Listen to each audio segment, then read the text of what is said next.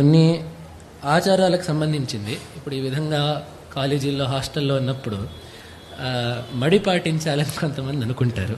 కాబట్టి అట్లాంటి సందర్భాల్లో ఉన్నప్పుడు మడి మైల ఇట్లాంటివి ఎట్లా పాటించాలి, అసలు ముందు మడి మైల అంటే ఏమిటి అనేది చాలామందికి చాలా సందేహాలు ఉండే ఒక అంశం అది.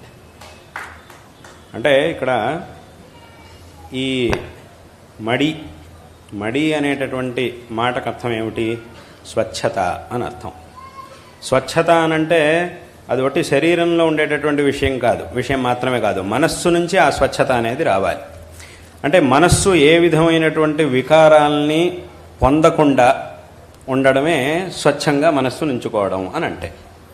అదేవిధంగా శరీరాన్ని స్వచ్ఛంగా ఉంచుకోవడం అనంటే ఈ స్నానాదుల్ని చేసి ఉండడం వల్ల మనస్సుకి ఈ శరీరానికి స్వచ్ఛత అనేది వస్తుంది. అది అందరికీ తెలిసిందే. స్నానం చేస్తే శరీరం స్వచ్ఛంగా అవుతుందనే విషయం అందరికీ తెలిసి మళ్ళీ దాన్ని ప్రత్యేకంగా చెప్పాల్సిన అవసరం లేదు. మనస్సు యొక్క స్వచ్ఛత. కానీ ఇప్పుడు ఏదో ఒంటికి మాత్రం బాగా నలుగుపెట్టి స్నానం చేసాము, కానీ మనస్సులో మాత్రం ఇంకోటిని ఎలా కొట్టాలి, ఇంకోటిని ఎలా చంపాలి అనే ఆలోచనలు మాత్రం చేస్తూ ఉంటే అది పరిపూర్ణమైనటువంటి స్వచ్ఛత కాదు. కాబట్టి ఇక్కడ స్వచ్ఛత అనేటటువంటిది రెండు రకాలుగా ఉంటుంది. ఆంతరికమైనటువంటి స్వచ్ఛత, బాహ్యమైనటువంటి స్వచ్ఛత అనేది రెండు రకాలుగా ఉంటుంది.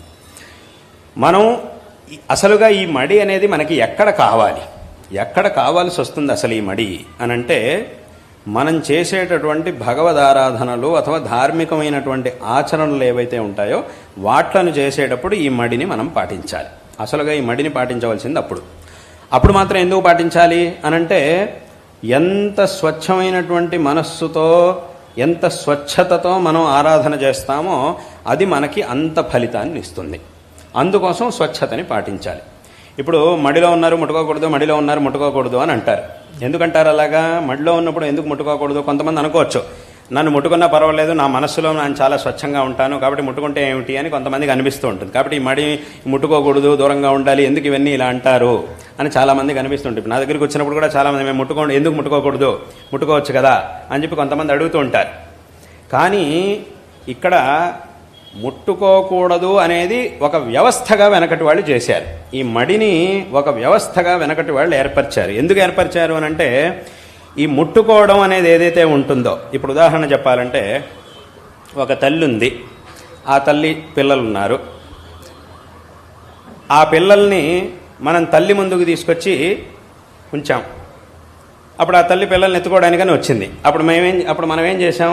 ఆ తల్లి నుంచి పిల్లల్ని పక్కకి తీసుకెళ్ళిపోయి, వీళ్ళు నీ పిల్లలు కాబట్టి నువ్వు ముట్టుకోవడానికి వీల్లేదు, ఊరికే వాళ్ళని చూస్తూ ఉండు అని చెప్పామనుకో, అప్పుడు ఏమవుతుంది? నీ పిల్లలు సరే వీళ్ళు, కానీ వీళ్ళని నువ్వు ముట్టుకోవడానికి వీల్లేదు, ఎప్పుడైనా కూడా వాళ్ళని చూస్తూ ఉంటే చాలు, అంతే, ముట్టుకోవడానికి వీల్లేదు అని అన్నాం అనుకోండి, అప్పుడు ఏమవుతుంది? అది కుదరదు.